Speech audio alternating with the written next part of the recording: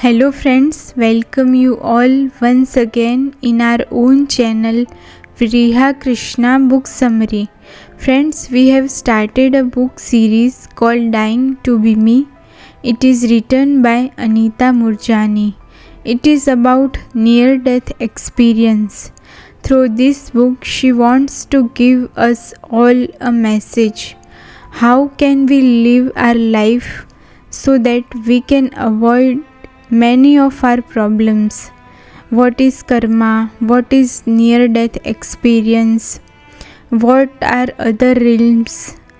So we have completed first 6 chapter of this book, and in this episode we are listening chapter 7, which is My Journey to Death and Back. So let's deep dive into author's beautiful life journey. Let's start. As I was being rushed to the hospital, the world around me started to appear surreal and dreamlike, and I could feel myself slip further and further away from consciousness. The moment the oncologist saw me, her face visibly filled with shock. The doctor said to my husband, "Your wife's heart may still be beating, but she is not really in there. It's too late to save her."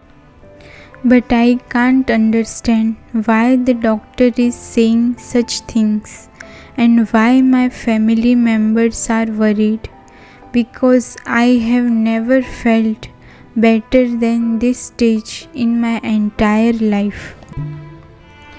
I wanted to hug my mother, comfort her, and tell her that I was fine, and I couldn't comprehend why was I unable to do so. Why was my physical body not cooperating? Why was I just lying there when all I wanted to do was to hug my beloved husband and mother, assuring that I was fine and no longer in pain? In this near-death state, I was more acutely aware of all that was going on around me than I have ever been in a normal physical state.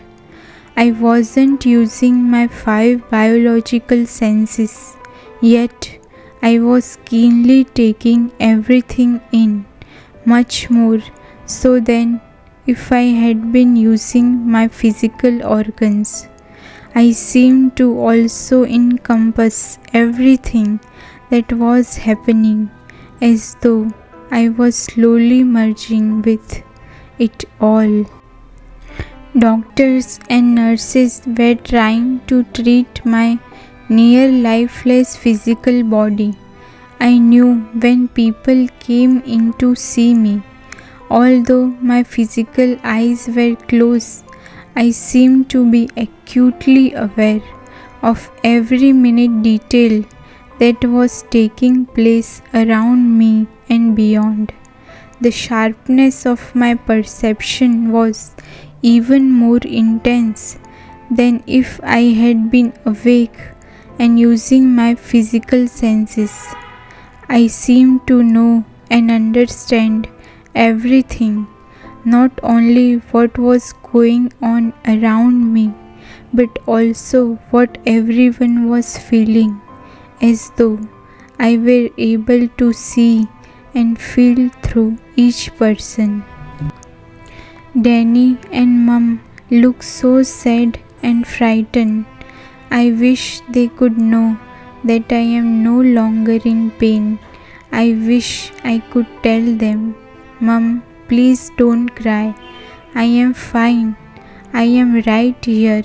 I am with you now." Although the medical team moved with great speed and there was a sense of urgency in their actions, I also sensed an air of acceptance, as though they had come to terms with the fact that it was too late to change my fate. I was extremely aware of every detail, but I couldn't physically feel anything except a release and a level of freedom that I had never known before. This is incredible. I feel so free and light. I felt no emotional attachment to my seemingly lifeless body as it lay there on the hospital bed. I felt free, liberated, and magnificent. Every pain, ache, sadness, and sorrow was gone. It was as though I had been a prisoner in my own body for the past 4 years. I was able to be anywhere at any time. There's nothing we can do for your wife, Mr. Moorjani. She won't even make it through the night, doctor told my husband. I wanted to tell my husband, who was crying for me, that I am okay. As my emotions were being drawn away from my surroundings, I started to notice how I was continuing to expand, to fill every space until there was no separation between me and everything else. I became everything and everyone. I became aware that my brother Anup was thousands of miles away on an airplane, anxiously coming to see me. Upon seeing him and his worried look, I once again felt myself being drawn back into the emotional drama of the physical realm. I continued to be fully aware of every detail of every procedure that was being administered to me, while to the outside world I appeared to be in coma. As I continued to plunge deeper into the other realm, expanding outward, becoming everyone and everything, I felt all my emotional attachments to my loved ones and my surroundings slowly fall away. What I can only describe as superb and glorious unconditional love surrounded me, wrapping me tight as I continued to let go.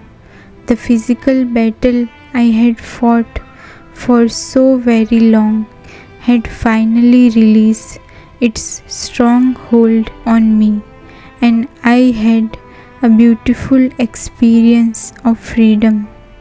To my amazement, I became aware of the presence of my father, who had died 10 years earlier, and it brought me an unbelievable level of comfort to sense him with me. Time felt different in that realm and felt all moments at once. I was aware of everything, past, present, and future simultaneously. Why do I suddenly understand all this? I wanted to know. Who's giving me this information? Is it God, Krishna, Buddha, or Jesus? And then I was overwhelmed by the realization that God isn't a being but a state of being, and I was now that state of being. I also realized that I am not who I had always thought I was. Here I am without my body, race, culture, religion, or beliefs, yet I continue to exist. Then what am I? Who am I? On the contrary, I haven't ever been this huge, this powerful, or this all encompassing. I have never ever felt this way. I was able to look at myself with fresh eyes, and I saw that I was a beautiful being of the universe. So friends, that's all for this episode.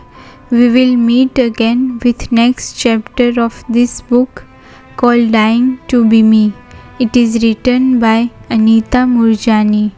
In this book, she described her near-death experience, how she came out of it, and how it changed her perspective about karma and many other things. She wants to give us all a message through this book. So stay tuned. Please do subscribe, share, like my videos, my channel. We'll meet again with next chapter. Till then, see you.